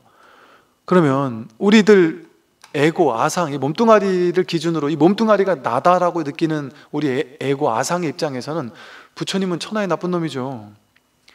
자기 종족도 지키지 못한 왕자가 돼가지고 자기 나라도 지키지 못하고 멸망시킨 무능하고 무력한 사람 아니에요? 그때만 보면 근데 그 부처님께서 그걸 알고도 이 길이 더 위대하다는 걸 알았던 거란 말이에요. 이 길이, 이 깨달음의 길이 더 위대한 거다. 왜? 여러분, 부처님이 그때 왕이 됐었으면 그 사람도 안 죽었겠어요? 어떻게든 죽는단 말이에요. 업이 동하면 어차피 죽을 수밖에 없어요. 업은 무지몽매해. 아니, 막 돌봐주지 않아요.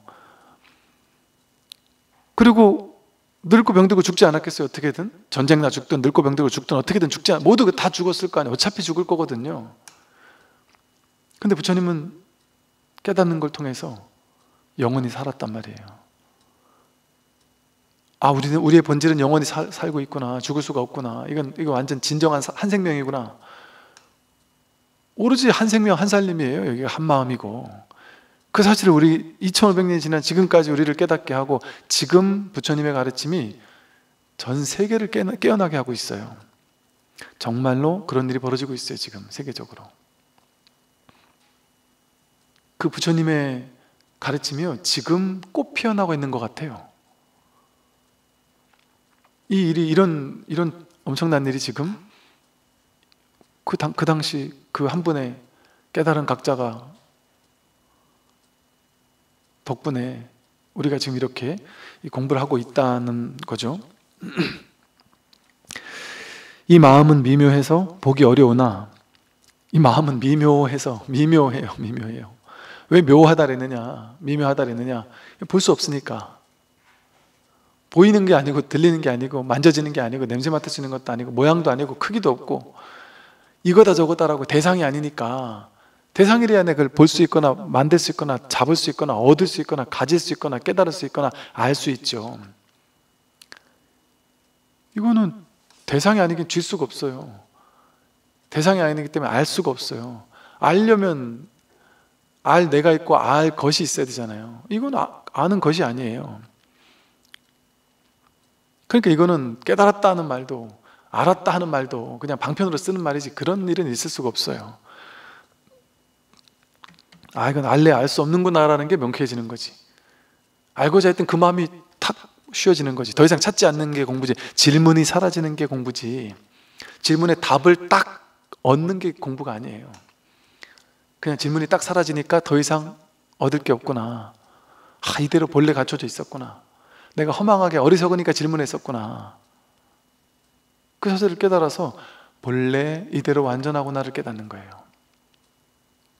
제가 본래 이대로 완전하다는 것은, 제가 삶은 이대로 완전합니다 이렇게 하니까 사람들이, 스님 팔자 좋은 소리 좀 그만하세요.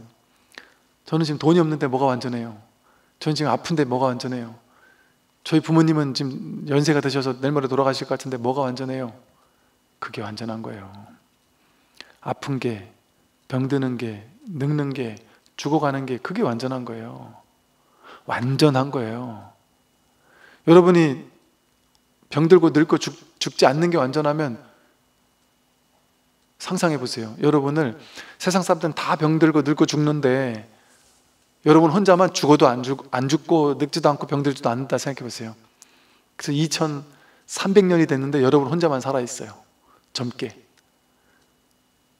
내 옛날 같이 태어났던 사람 다 죽었는데, 가나안 애기가 지금 나만하고 이만해졌는데 나는 여전히 계속 젊게 계속 살아있어요. 그걸 원하시는 거예요? 그 완전함을 원하는 겁니까? 그러면 여기서는 찾을 수 없어요. 이 불법 문중에서는 그런 건 없어요.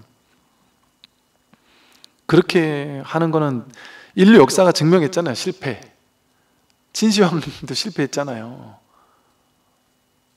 오히려 뭐 수은 같은 거 뭐 이거 먹으면 오래 산다 해서 뭐 더 중독됐다는 얘기도 있고, 불가한 일이에요. 이거는. 이 마음은 미미해서 어려우니 이 마음은 물질의 모습과는 같지 않기 때문이다. 물질의 모습과는 같지 않죠. 이것은 이 마음이 곧 부처다. 이 마음, 이게 부처예요. 이 마음, 이게 부처예요. 딱 직하에 있는 이 마음. 이 할 때, 이 마음까지 갈 것도 없이 이 할 때 딱 지켜있는 이 할 때, 이때 딱 드러나자마자, 그냥 딱 드러나자마자 곧장 이게 부처란 말이에요. 곧장 드러나는 게, 곧장 이 마음이 부처예요. 이 마음이. 사람들은 모두 보기를 바라지만 광명 속에서 헤아릴 수 없이 손발을 움직임에도 물어보면 전혀 대답하지 못하는 것이 마치 허수아비와 같다. 사람들은 이걸 부처를 보기를 바라지만 광명 속에서, 본래 광명은 부처를 얘기해요. 광명, 본래 광명이란 말이에요. 우리의 삶이 본래 빛과 같단 말이에요. 밝은 빛, 광명이에요. 광명이 광명 속에 있어요. 지금 우리가 이 속에 있어요. 이 법 속에 있어요. 그래서 옛날에 선어록 보면 항상 이속이다 이속이다 이래요. 이속이 절이 이 속에 있다, 늘 법 속에 있다, 마음 속에 있다, 광명 속에 있다 이런단 말이에요. 늘 이 광명 속에 있으면서 헤아릴 수 없이 손발을 움직임에도 헤아릴 수 없이 손 움직이고 발을 움직이잖아요. 손을 움직이고 발을 움직이는 이 헤아릴 수 없이 손을 움직이고 발을 움직이는 이게 법인데, 이게 부처인데, 이 광명 속에서 하고 있는 건데, 광명이 아니면 이걸 할 수가 없는 건데, 이렇게 매 순간 손을 움직일 때마다 증명하고 있고 한 발 한 발 걸을 때마다 부처를 100% 자기가 증명하고 있으면서 이 소리예요. 헤아릴 수 없이 이 광명 속에서, 법 속에서 부처가 손을 움직이고 부처가 발을 움직이고 손발을 움직일 때마다 이 부처를 드러내고 있고 자기가 직진심하고 있는 거예요. 여섯 집에까지 걸어가면서 내 직진심하고 있는 거예요. 이건 뭐 스님만 직진심을 해줘요? 자기가 매 순간 직진심하고 있는데 움직였다 하면 직진심이란 말이에요. 이렇게 광명 속에서 헤아릴 수 없이 손발을 움직임에도, 이렇게 법이 드러나 있음에도 물어보면 전혀 대답하지 못한다. 전혀 자기가 이 법을 쓰고 있으면서도 모른단 말이에요. 이건 돌아보지 않으니까. 이 모두가 자기의 활동인데도 이 모두가 자기 활동이란 말이에요. 자기가 본래 자기 본심, 본래 마음, 그게 하는 활동이에요. 어째서 그런데도 알지 못하느냐? 이 모두가 자기 활동인데도 어찌 알지 못하느냐? 진정한 자기가, 제가 법을 드러내는 어떤 법문을 하는, 기가 막힌 법문을 할 때만 법을 드러내는 게 아니란 말이에요. 쓸데없는 농담 따먹기 얘기할 때도 법을 드러내고 있는 거고, 그때만 법을 드러내는 게 아니에요. 여기 한 발 한 발 한 발 걸어오면서 여기 절을 할 때도 법을 드러내고 있는 거고, 잠시 침묵하고 있을 때도 법을 드러내고 있는 거고, 저만 드러내고 있겠어요? 온 우주 삼라만상에 전부 법을 직진심하고 있단 말이에요. 여러분이 매 순간 법을 드러내고 있어요. 하늘을 나는 새가 법을 드러내고 있고, 내가 이렇게 밥을 먹을 때 이 모두가 자기 활동, 이 모두가 부처의 활동이에요. 이게 법의 활동이에요. 법의 작용이에요. 그런데도 어째서 알지 못하느냐 하고 묻는단 말이에요. 부처님께서 말씀하시기를 모든 중생은 다 미혹한 사람이다. 이로 인해 업을 지음으로 생사의 바다에서 빠져나오려 하다가도 도리어 빠지게 되는 것은 단지 성품을 보지 못하기 때문이다 라고 하셨다. 중생들은 다 미혹한 사람을 중생이라고 하니까, 그래서 이 업만 짓고 있어서 생사의 바다에서 빠져나오려고 하다가도 도리어 빠지게 된단 말이에요. 왜 그러냐? 이 성품을 보지 못하기 때문이다. 막 내가 염불하고 기도하고 수행하고 독경하고 온갖 수행을 하면, 좌선하고 하면 부처를 볼 수 있겠지 해가지고 이 열심히 수행해서 생사의 바다에서 빠져나가야지 하지만 안 된단 말이에요. 성품을 보지 못하면 아무리 생사의 바다에서 빠져나오려고 아둥바둥 치고 허부적허부적거리고 애쓰고 애써도 도리어 빠지게 된다 이러잖아요. 진흙의 늪에 빠져나오려고 막 어둥지둥하면 더 빠지잖아요. 생사의 바다에서 빠져나오려고 애쓰고 하는 게 뭐예요? 열심히 수행하고 열심히 애쓰고 막 갈고 닦는 거. 갈고 닦으면 갈고 닦을수록 더 수행과는 멀어져요. 이 법의 자리에서 얘기한다면, 방편으로 본다면 그 또한 도움되지만 이 법에서 본다면, 그래서 그러지 않으려면 방법은 오로지 하나, 단지 성품을 봐야 된다. 이 생사의 바다에서 늪에 빠져서 허우적거리는 것은 아무리 빠져나오려고 해도 빠져나오지 못하는 이유는 딱 하나다. 법을 보지 못한 거, 성품을 보지 못한 그 이유 하나 때문이다. 만약 중생이 미혹하지 않다면 어째서 물음에 대해 한 사람도 아는 이가 없느냐? 이 진리가 뭐냐? 법이 뭐냐? 여기에 대해서 왜 이렇게 아는 사람이 없느냐? 스스로의 손과 발이 움직이면서도 어찌하여 알지 못하느냐? 손과 발이 이렇게 움직이면서 움직이고 있는 그걸 왜 모르냐? 손과 발이 움직이는 걸 통해 늘 이 부처를 쓰고 있다는 걸 지금 이렇게 증명하고 있으면서 왜 자기를 모르느냐? 그러므로 성인의 말씀은 틀리지 않건만 미혹된 사람 스스로가 깨달아 알지 못하는 것임을 알 수 있다. 성인의 말씀은 틀리지 않았단 말이에요. 근데 사람이 스스로 미혹하니까 이걸 깨달아 알지 못할 뿐이다. 그러므로 이 마음을 밝히기 어려워서 오직 부처님 한 분만이 이 마음을 아실 뿐 그 밖에 인간과 하늘 사람과 중생의 무리는 밝히지 못한다. 부처님 한 분만이 이 마음을 아신다. 이 말은 인간과 하늘 사람과 중생은 밝히지 못한다. 이 말은 여러분 해봐야 소용없습니다. 이 소리가 아니에요. 내가 중생인 동안에는 절대 안 된다. 이 소리예요. 나는 중생이야 이러고 있는 동안 되겠습니까? 내가 본래 부처인 걸 딱 확인해야 되는 건데 그래, 중생은 깨달을 수 없어요. 부처만 깨달을 수 있어요. 그러니까 우리가 깨달을 수 있어요. 우리가 부처니까. 근데 나는 여전히 중생이다 하면서 중생의 습을 못 버리고 중생이라고 빡빡 우기고 살면 못 깨닫는단 말이에요. 내가 지금 이대로 여지없이 부처라고 할 때 옛날에 어떤 스님이 법문을 하시면서 제가 어릴 때 법문을 듣는데 그 스님이 그러시더라고요. 진짜 다 부처인데 왜 자기가 부처인 줄 모르죠? 왜 다 부처인데 이 부처가 안 보여요? 이러면서 제 눈에는 전부 다 부처인데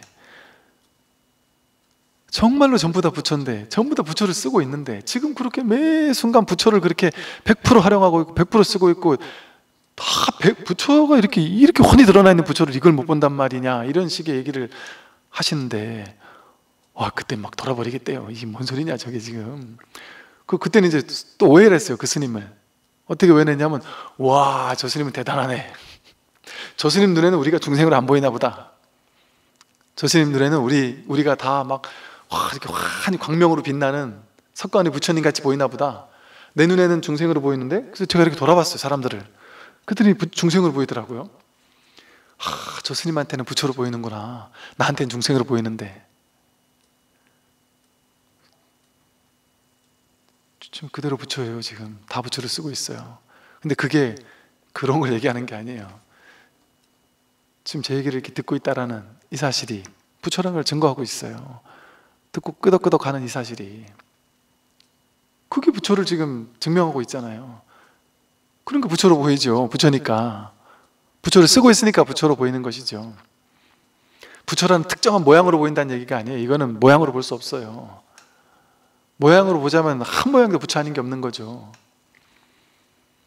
그러니까 다 부처로 보이네요 할 때는 그 사람 눈에만 특수한 어떤 부처로 보이는 색다른 렌즈가 갑자기 깨닫고 나니까 확 껴졌나 보다 그런 게 아니란 말이에요.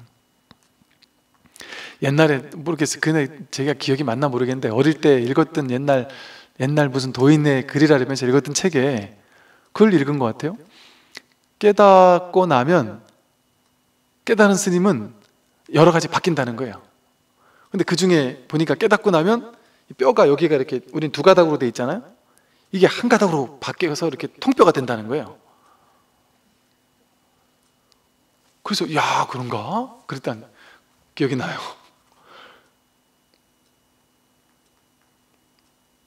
그게 미친 소리인지 이제 알겠어요. 그게 말도 안 되는 소리인지. 이거하고 뭔 상관이 있겠어요. 이게 통뼈인 사람도 있다고 들은 것 같은데 그걸 통뼈라는 거 아니에요? 이게 그 사람은 태어나면서부터 부처인가? 30 이상 80 정도가 부처면 혓바닥을 내밀면 무릎까지 가는 게 부처예요. 손과 발에 갈퀴가 있는 게 부처예요. 금붕어도 갈퀴가 있는데 그런 게 부처겠냔 말이에요. 그런 모양 속에 부처가 없단 말이에요. 모양 속에 모양이 바뀌는 게 아니에요. 30 이상 80 정도는 그거는 만들어진 거예요. 부처님이 30 이상 80 정도를 했던 사람이겠어요? 그러면 부처님이 탁발하러 나갔으면 사람들이 우르르 신기해가지고 궁금해가지고 몰려들었겠죠? 30 이상 80 정도를 미술가가 그림으로 그리면 이게 약간 괴물의 모습이래요. 그런 사람이 길을 걷는다 생각해 보세요. 근데 아암경 니까에 부처님이 길을 걸은다고 사람들이 신기하게 생겼다고 막 이상하게 여기는 장면이 하나라도 있냔 말이에요. 부처님은 그냥 평범한 우리랑 똑같은 사람이었어요.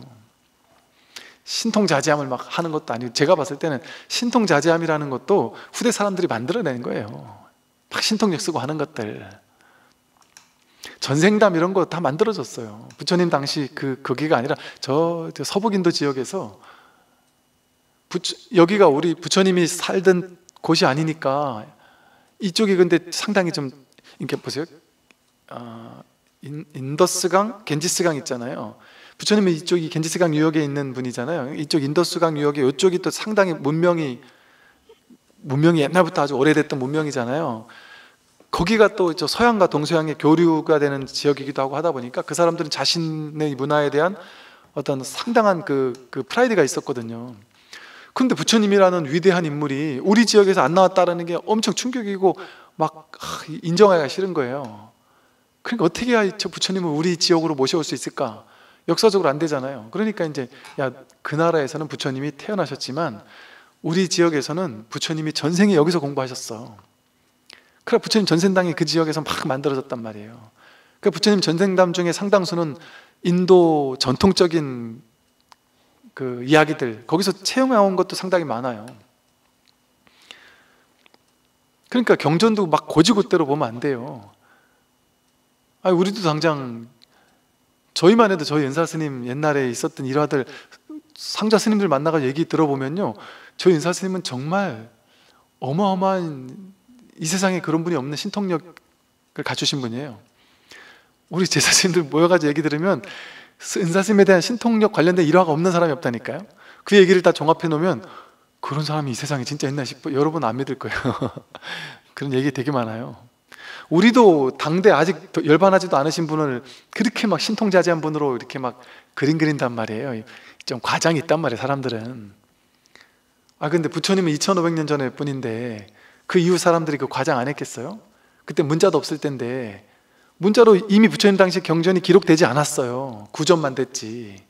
몇백 년 있다가 다시 문자가 됐단 말이에요. 그 사이에 얼마나 부처님을 막 그냥 치장하고 싶었겠어요. 대단한 인물로 묘사하고 싶었겠어요. 그런 점도 무시할 수는 없을 거예요. 그래서 경전을 고지고대로 믿으면 안 돼요. 그 문자주의에 사로잡히면 안 돼요. 부처님이 말씀하시려고 했던 그 가르침의 당처, 이거를 우리가 확인하려고 해야 되는 것이죠. 그러므로 성인의 말씀은 틀리지 않건만 미혹된 사람 스스로 깨달아 알지 못하는 것임을 알 수 있다. 그러므로 이 마음 밝히기 어려워서 오직 부처님 한 분만이 이 마음을 아실 뿐, 그러니까 인간과 하늘사람과 중생의 무리는 밝히지 못해요.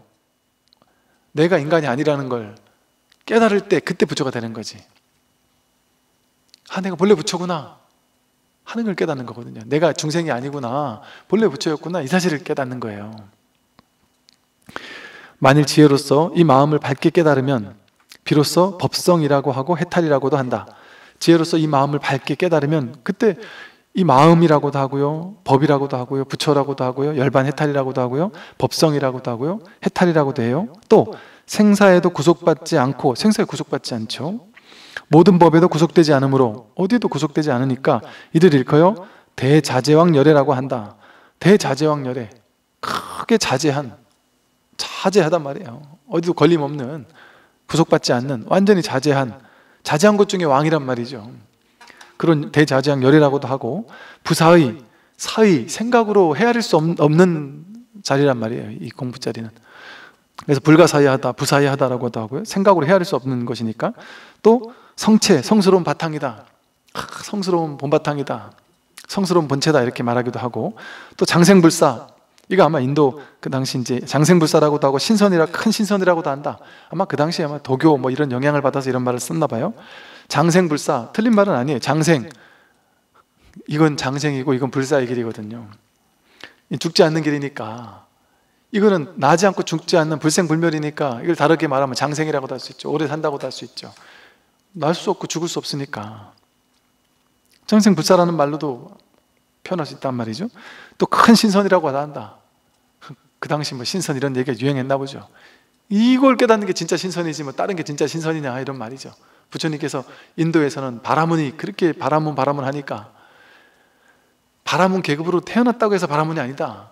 마음을 깨닫는 게 그게 바라문이고, 마음을 깨달아야 그게 진짜 바라문이고, 바라문은 성스럽다고 느꼈단 말이에요. 그 성스러움이라는 건 태어난다는 어떤 바라문 계급으로 태어났다고 해서 성스러워지는 게 아니라 자기가 깨달아야 성스러워지는 것이고, 청정한 행위를 해야 성스러워지는 것이지, 바람으로 태어났다고 해서 성스러운 것이냐, 이런 말과 똑같죠. 여기는 중국이니까 뭐가 신선이냐, 무슨 도수를 행하고 진짜 오래 살려고 막 애써서 뭐를 캐다 먹고 그럼 오래 살 거다라고 막 장생불사라고, 그게 장생불사가 아니다. 이 마음 깨닫는 게 진짜 장생불사고, 이 마음 깨닫는 게 진짜 신선되는 길이다. 저 외도에서 말하는 그런 신선이나 장생불사, 이 몸이 장생불사를 하고 이 몸이 신선되고 그런 게 아니다, 이런 얘기를 하는 거겠죠. 그래서 비록 이름은 다르지만 그 본체는 하나이다. 이름은 부사이하다, 열반이다, 해탈이다, 법성이다, 본래 면목이다, 주인공이다, 해탈, 열반, 뭔 말로 해도 상관없어요. 신이라고 해도 좋고. 근데 이름은 다르지만 그 본체는 하나다. 결국에는 이 법 하나를 드러내고 있는 것일 뿐이다. 오늘 여기까지 말씀드리겠습니다. 상관하십시오.